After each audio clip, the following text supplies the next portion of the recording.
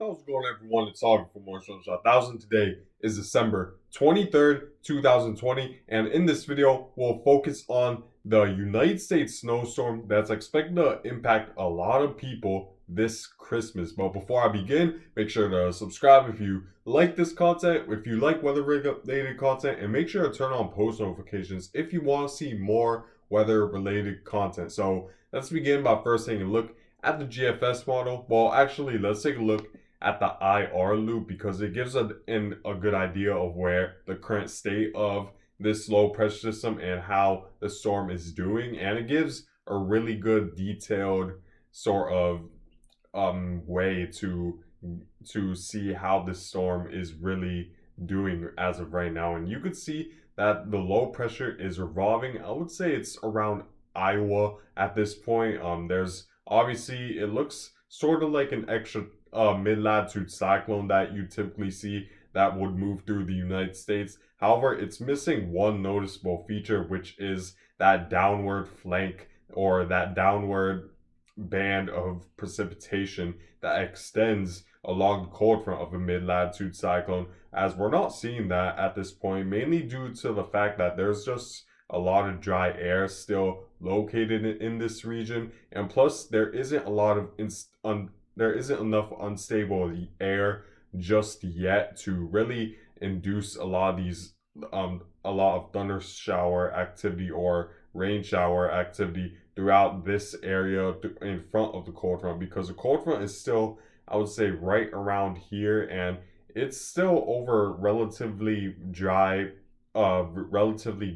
parcel of airs, where it's over the Midwest, and then its downward flank extends to the desert areas of the United States. So, and it doesn't really have any close connection to any source of water. However, that will change as it continues to move on to the east, because not only will that instability increase as the storm continues to move onto the east, where it's going to encounter a much warmer ridge of high pressure that's located in the southeast United States, which as a result will result in warmer temperatures. It's also going to encounter that warm Gulf Stream water that has a ton of water vapor within the atmosphere, and a lot of that, and as that cold front moves through the United States, it's going to force a lot of that humid Gulf of Mexico water aloft, and that will create the precipitation that will go along with this cold front in the future. And outside of that, you see a lot of convection is towards the north of it, and this is where the most, I would say, unstable air is located at, because the cold Arctic air is still within this region, and right now the low pressure, or just to the west of the low pressure, is experiencing the most of that convection, as you could probably tell in the radar, which I will show you guys right now. It's mainly the western side of the low pressure system as experiencing the most convection, the most precipitation. It isn't loading as of right now, but if we take a look here, you see that it is as of about right now. You see mostly the convection and the precipitation is in the Dakotas at this point, and it's bringing a decent amount of snow, as based off of the Weather Channel map that I was trying to change the radar, but for some reason it isn't working. You see that we saw a pretty large area of 1 to 3 to even a little bit more than that, up to 5 inches in some areas of South Dakota. Again, this is estimated. This could be slightly wrong, but I think the Weather Channel is at least around the ballpark with how much snow has fallen when it comes to estimations, and now it changes the radar. But yeah, you could see that it doesn't look insanely strong for a mid-latitude cyclone. It isn't having that downward flank of moisture on the cold front. However, that will change, and this storm will strengthen as it continues to move on eastward, where it's going to encounter more warm Gulf of Mexico air, and that will create a lot more unstable air throughout this area, and that will induce a lot of thunderstorm activity and force a lot of that humid air aloft to create those thunderstorms and precipitation to make this a much stronger storm going into the future. But let's take a look at the GFS model, which really exemplifies this idea, because if we go around 18 hours from now, and I would say probably within 24 hours from now, probably within less than a day, we begin to see that moisture form, because take a look at the 540 millibar contour, which extends which extends pretty much between the from Texas all the way to Wisconsin. And the 540 millibar contour line is usually the baseline of where freezing temperatures are located. Just north of it, you're in below freezing temperatures typically.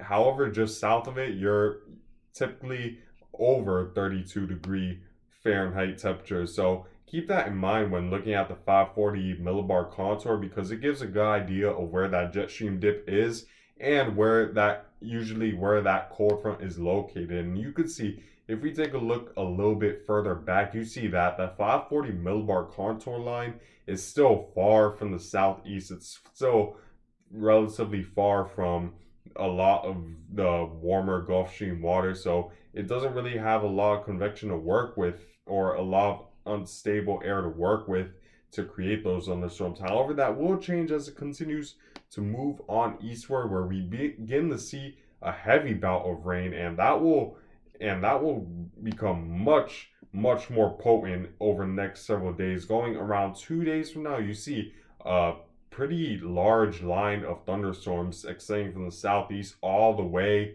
to the northeast, and even Canada will begin to experience a lot of that rain.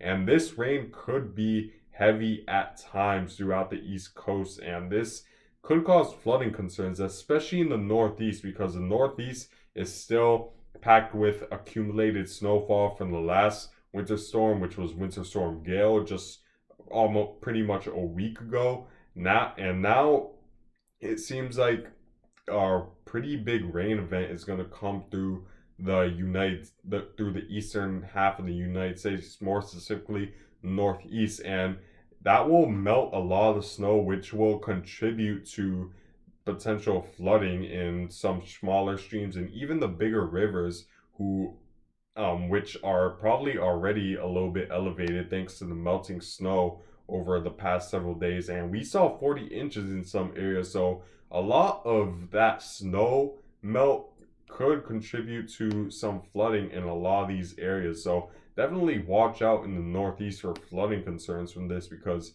it could be bad and some of the worst you've experienced in years in some areas. Well, I wouldn't say that, but it could cause flooding, some minor flooding in some of the major rivers. So keep that in mind. So in terms of snowfall, however, you see that we're seeing a lot of snowfall throughout the Dakotas, the Rocky Mountain ranges. We saw, like I said, we were seeing over 6 inches in some areas of the Dakotas. And you see that the snow extends to Minnesota, where we're seeing snow. And there's quite a heavy bout of snow as well, and pretty large as well. So this could be pretty much your first major snowfall of the season for Minnesota, which has been spared by a lot of snowstorms so far this season. However, that luck seems to go away is gonna go away likely tomorrow, Wednesday, where late Wednesday you begin to see the worst of this storm. You see the heavy snowfall bands throughout Minnesota, and I'll show you guys an interactive future radar forecast because it further exemplifies this idea. I don't know why my computer is going so slow, but it is what it is. So let's move a little bit forward based off of the futurecast radar. You see the snow is throughout the Dakotas at this point, and then it'll extend to Minnesota, where we see a much more potent band as a result of this strengthening low that's got more unstable air to increase its strength.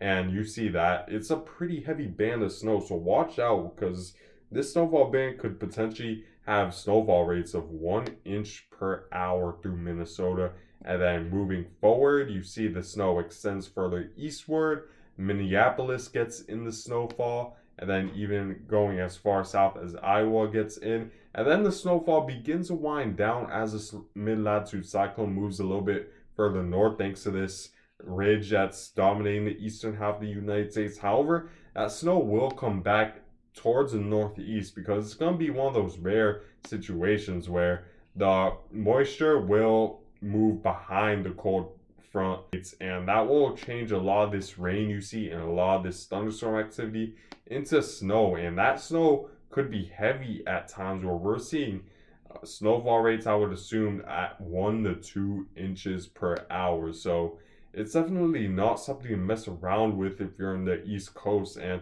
I would say the worst of this would be Pennsylvania, West Virginia, Ohio, extending to upstate New York. You will likely experience the worst of this, and this will happen early Friday morning before you wake up on Christmas morning. So for a lot of you guys, it could be a white Christmas for you if you're along the western and more interior portions of the Northeast and extending to the Great Lakes regions such as Ohio as well. So keep that in mind because you could wake up to a white Christmas and that could be good for a lot of you guys. And in terms of the uncertainty with this forecast, it seems pretty certain that everything I'm saying right now is going to play out because we're literally only 2 days away from Christmas at this point. You should see, it's unlikely we're going to see any major shifts in the forecast at this point. There could be small differences. However, for the most part, I would say the forecast should be accurate and should trust it and prepare as if this forecast is correct. There is a major uncertainty when we're predicting 2 days out. There is some changes. Don't get me wrong. The forecast could definitely change, but it's far less likely, and the certainty is much more. Is pretty much. We have much more certainty with events only 1 to 2 days out. So you see, for my snowfall forecast, I'm expecting 6 to 12 inches right around Minneapolis and extending north of that because I think this band of snow will be quite large and will be quite potent and bring snowfall rates at pretty high snowfall rates. So I could expect maybe up to a foot in localized areas in Minnesota. So I would watch out for that, especially since it's your first snowstorm of the season. It's probably been a long time since you guys experienced a major snowfall event. So prepare as if this is major because 6 to 12 inches is even for Minnesota is quite amazing and quite a potent storm. And then 3 to 6, which could cause some havoc in travel through the Dakotas and extending to Wisconsin and the northwestern portion of Iowa needs to watch out. And then you see that 1 to 3 just to the west and east of that, to the southeast, there won't be as much snow from this extending further south because this low pressure system will move north. However, the reason why I'm pointing this low pressure system towards this general direction is because a new one will form here going into Friday, late Thursday into Friday as a result of this huge jet stream dip that's going to create a lot more convection and as a result more convergent energy towards this area of the East Coast, and that'll create a new low pressure system that will form right around the East Coast. So that's why I put this low pressure system pointing towards this direction because I do expect a new one to form. And then you see that the snowstorm doesn't end in Minnesota. It also extends to the Northeast and the Great Lakes region where we could see again 6 to 12 just west of Cleveland, 3 to 6 right around Pittsburgh, and then 1 to 3 in the other areas. So watch out for that. And then I think a heavy rain threat could be possible through the Northeast as it's becoming likely, and I think that's going to cause flooding concerns. So I would watch out in the Northeast for that going into Christmas Day because it could melt a lot of the snow that you guys already experienced last week from Winter Storm Gale, and that could cause havoc because that melting snow will contribute to the discharge of the rivers, which is pretty much the rate that that rivers remove, or the flow of rivers pretty much. So keep that in mind because flooding could be a concern for you guys. However, beyond beyond Christmas Day, what else could happen in the Northeast? In the United States. So you see there's a snow extending through the Northeast, and then we see a pretty large mid-latitude cyclone coming off the Northwest Pacific, and this goes a little bit further south to where it's affecting California as well. So going 3 days from now, you could see a lot of rain and snow in the higher elevations of California, which might be good news for a lot of you guys since it's been a dry winter for a lot of California so far. So seeing some snow, especially right around the holiday season, is always a treat for a lot of you guys. So that's definitely good. So that could definitely be good news for you. And then more snow extending through the Northwest Pacific. And it should be quiet the 26th and the 27th with most of the U.S. pretty much staying dry. However, that will change going around the 5 hour mark, where now the GFS is taking a potential snowstorm right around Michigan. There's still a lot of days to watch this, so 5 days, so I won't go too in depth with it just yet. But just keep that in mind that the GFS and the European is forming a low pressure system right around this area, going around 5 days from now as a result of a jet stream dip and an Arctic ridge moving further south. So I want you guys to keep that in mind going beyond Christmas Day about the weather. But anyways, guys, I thank you guys for watching. Make sure to like if you like this video. Make sure to subscribe if you enjoy this content, and make sure to share with friends and family and social media. And I hope you guys have a good day.